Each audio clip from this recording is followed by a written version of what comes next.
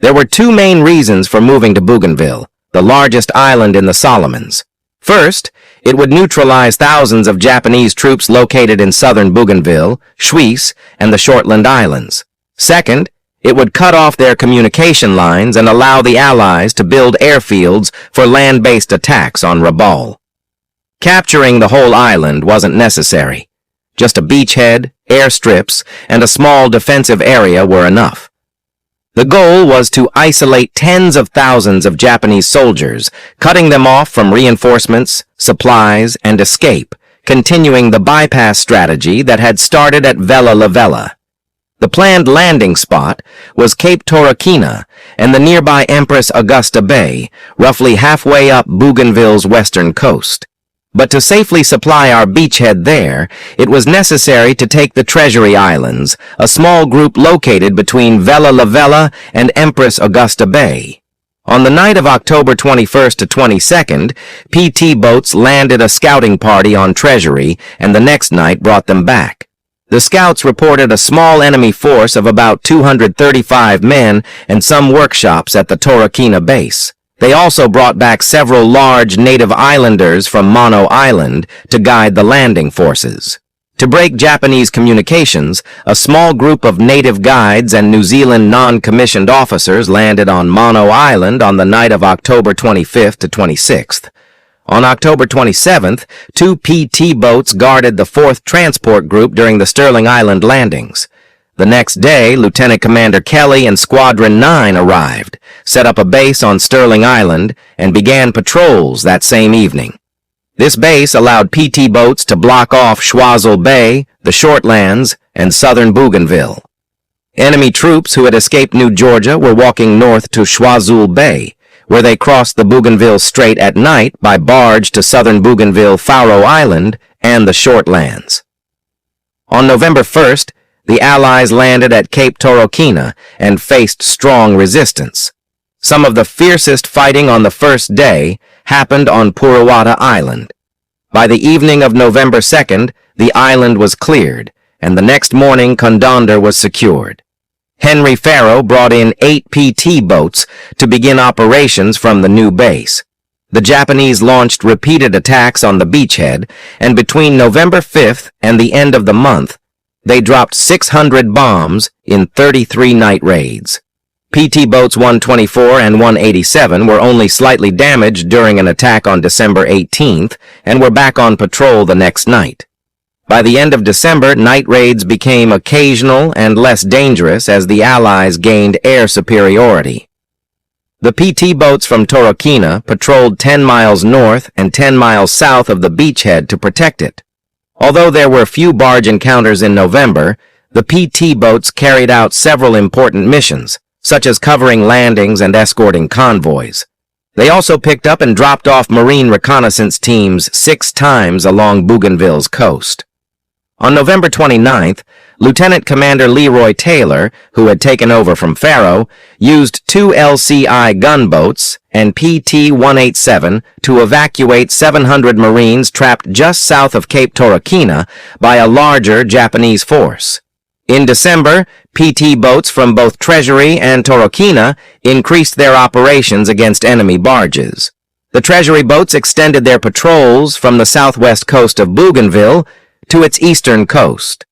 Torokina boats covered the western coast, from Empress Augusta Bay to Buka Island in the north. During November and December, PT crews reported shooting down 3 planes, damaging 2, sinking or destroying 6 barges, and damaging 11 more. One of the earliest escort assignments from Torokina happened on November 5th, when a small convoy left for Treasury Island. By dusk, it was about 28 miles southwest of Cape Torokina when 12 Japanese torpedo bombers attacked from the west. PT-167 under Petor Berlin was escorting the LCI gunboat 70 and the LCT-68. The first enemy plane flew so low that its wing clipped the PT's radio antenna before crashing into the sea. Another wave of planes came in from the west a few minutes later. The PT's 20mm guns hit one so close to the boat that the crew was soaked by the splash. A torpedo passed beneath the stern, but didn't hit. PT-167 kept firing at the planes attacking LCI-70. After the attack, Berlin found that a torpedo had actually passed through the bow of his boat without exploding, leaving a large hole but no risk of sinking since it was above the waterline. LCI-70 had also been hit, but the torpedo got lodged in its engine room without exploding. Berlin then checked on LCT-68, which hadn't been attacked. The LCI's entire crew, including 2 injured men, was moved aboard the LCT. One of the LCI officers and a volunteer crew went back to the LCI so the LCT could tow it. The next day, Tokyo Radio claimed their daring pilots had sunk 1 large carrier and 1 small carrier near Bougainville. A new supply group, including the destroyers Anthony and Hudson, left Guadalcanal just after midnight on November 7th and reached Cape Torokina on the 8th. The destroyers separated from the convoy the night before to scout ahead and intercept any enemy barges heading for Empress Augusta Bay. The PT boats were supposed to stay in base during this time. A message had been sent from Guadalcanal warning the PTs that friendly destroyers were in the area and instructing them not to patrol, but it arrived late, on November 9th, due to a communication failure. Normally, PTs would stay in base unless given orders. But at Torokina, something unusual happened. For the first 2 days, the boats patrolled 10 miles north and south of Cape Torokina based on orders. Then, communication broke down, and no further orders came in for 3 days. The Japanese took advantage of this break in operations and managed to land barge loads of reinforcements near the beachhead, first at night and then even during the day. The Marine general in charge was furious and ordered the PTs to begin constant around-the-clock patrols, with or without orders from Guadalcanal. Marine headquarters didn't know about ship movements, but Commander Farrow had asked if any friendly ships were nearby. On the morning of November 8th, 2 PT patrols were in Empress Augusta Bay when the destroyer Anthony detected surface targets with radar at 3:15 a.m. The destroyers opened fire at 5,000 yards and kept firing for 45 minutes. The radar blip split into 2, and it became clear they were PT boats. The destroyers stopped firing immediately when the radar showed the boats speeding up to 20 knots. After the firing stopped, PTs 170 and 169, under the tactical command of Lieutenant Edward Macaulay III, tried to position themselves to launch torpedoes at enemy destroyers. PT-163 fired a torpedo as instructed, but it missed. The destroyers quickly turned away because the USS Anthony could hear the PTs communicating by radio. After a while, the Anthony radioed back saying, "Humblest apologies. We are friendly vessels," which stopped Macaulay's boats from launching their attack. This message came shortly after large projectiles, described by Macaulay as massive Eshkins, flew over the boat. A large ship also appeared on PT-170's radar, about 10,000 yards ahead. The source of the projectiles and what they were is still unknown. Eventually, the destroyers and PT boats made it safely to Cape Torokina. On the 8th, between 60 and 80 Japanese planes launched an attack just before noon. Many were shot down. PTs 103 and 163 claimed 1 kill. A Hudson aircraft claimed 2, and the Anthony claimed 11. On the night of November 24th, 25th, 2 sections of PT boats patrolling near the Buin coast detected 2 large surface targets on radar. 2 destroyers approached the southern section and attempted to ram PT-318 under the command of Lieutenant Junior Grade Charles A. Bernier. The PT crews believed these ships were friendly destroyers known to be operating in the area. They didn't return fire, aside from 1 misfired torpedo from PT-64, and instead evaded the destroyers using smoke screens. Later, they realized the destroyers were enemy ships. The commander of motor torpedo boat squadrons in the South Pacific reported that on the night of November 7-8, 1943, some of their own destroyers had mistakenly fired on PT boats for 45 minutes. Because friendly destroyers had been known to operate in the same area during the night of November 24th to 25th, the PT crews hesitated, fearing a repeat incident. These friendly fire situations highlighted the urgent need for better coordination and communication between light surface forces and aircraft. Training exercises were planned between PT boats, destroyers, and aircraft, particularly Black Cats and Snoopers, to improve understanding of each other's capabilities and procedures during engagements. On the evening of November 24th, 25th, one of the American aircraft had actually observed the enemy destroyers and identified them as hostile. If this information had been passed to the PT boat commanders in time, they could have organized a successful torpedo attack. As the PTs had previously learned around Rendova and Lever Harbor, the Japanese often ran their supply barges close to the shore and placed shore batteries for protection. Though the shore guns rarely hit the boats, the shell splashes forced them farther out to sea. One of the few boats to take a direct hit was PT-154 under Lieutenant Junior Grade Hemlin D. Smith, which was operating a mile off the southern coast of Shortland Island on the night of November 13th-14th. A 3-inch shore gun fired 3 rounds, and the second hit a torpedo, causing an explosion that tore a hole in the deck and disabled the steering. Lieutenant Smith and 6 others were wounded, and 2 crew members, Lieutenant Joseph D. McLaughlin and Arthur J. Schwark, were killed. John M. Nicholson, the senior enlisted man, took command and guided the damaged boat to sea. PT-155, commanded by Lieutenant Michael R. Pesolano, noticed PT-154's trouble and attempted to help. The 2 boats collided as PT-155 accelerated, tearing off a torpedo and tube. Eventually, both boats regrouped, and the wounded were transferred to PT-155, which took them back to base. PT-154, using emergency steering and a hand tiller, arrived at the base 2 hours later. The enemy adopted tactics similar to those used during the evacuation of Barocco, New Georgia. On January 7-8, 1944, PT boats were twice prevented from attacking barges due to heavy machine gun fire from shore, even though they were supported by a Black Cat aircraft. Despite the risks, PTs often joined LCI gunboats and PGMs in shelling shore batteries and working with Black Cats to bomb them.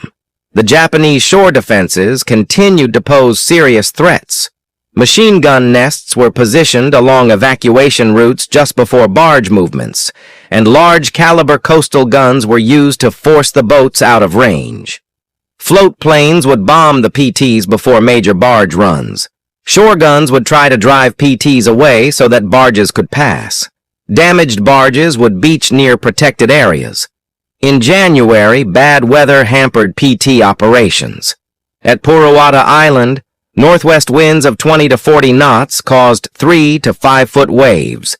Anchors under 500 pounds couldn't hold, and there weren't enough of the heavier ones. Lieutenant Commander Taylor urgently requested more anchors, explaining that the boats couldn't stay underway indefinitely. January brought constant rain and high seas. On January 7th, PTs 115 and 181 were blown onto a reef near Tokina. LCY-67 tried to rescue them but was also grounded. 6 nights later, rough seas damaged PT-178's magazine and swept away a depth charge and a 60mm mortar. Due to the weather, the number of barge encounters dropped. Only 2 barges were destroyed and 6 damaged in January. In February, with better weather, PTs claimed 13 destroyed, 3 possibly destroyed, and 15 damaged.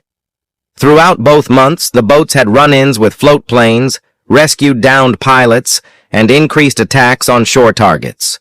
Despite rough seas, the PTs played a key role in the capture of Green Island, north of Bougainville.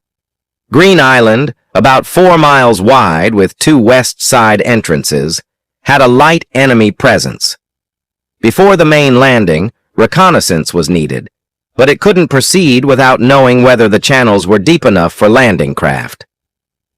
On the night of January 10th-11th, Lieutenant Commander Taylor and Lieutenant Leonard R. Hardy led PT-176 and PT-184, along with 2 converted 77-foot gunboats, PT-59 and PT-61, to survey the channels.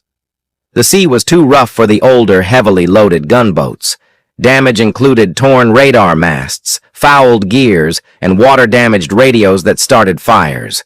PT-176 and PT-184 continued alone and arrived at Green Island at 10:30 p.m., entered the southern channel, took depth soundings, and left by 12:15 a.m. They confirmed 17 feet of depth, enough for landing craft, and the enemy remained unaware of their presence. Rear Admiral Theodore S. Wilkinson praised the mission as a bold operation carried out under the threat of enemy positions nearby. He stated it was consistent with the MTB squadron's reputation for bravery and effectiveness. On January 30th, 31st, Lieutenant Commander Taylor, Lieutenant Hardy, and Ensign Powell's PT-176 and PT-178 led the way for the landing forces. The two PT boats were the first in. Spider was never located despite search efforts by PT boats and aircraft. PT-282, which had sustained heavy damage to the bow, was towed back to base stern first. Lieutenant Alan W. Farron and his PT-278 were the first to respond to PT-282's distress call.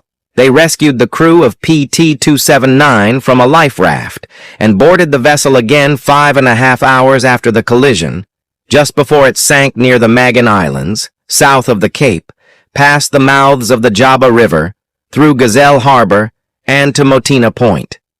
The Japanese controlled most of the coastline around the bay. PT boats often strafed this coast, and Bulligan boat shelled it. Both PTs and LCIs encountered many enemy barges operating close to shore. Empress Augusta Bay, between Cape Tokina in the north and Motina Point in the south, became a productive hunting ground for the Tokina-based PTs.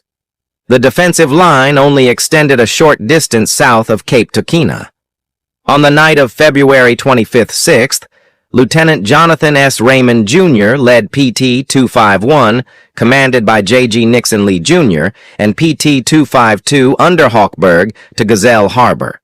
They spotted a barge early in the evening and sank it after 2 firing runs, evading machine gun fire from the shore and rifle fire from the barge.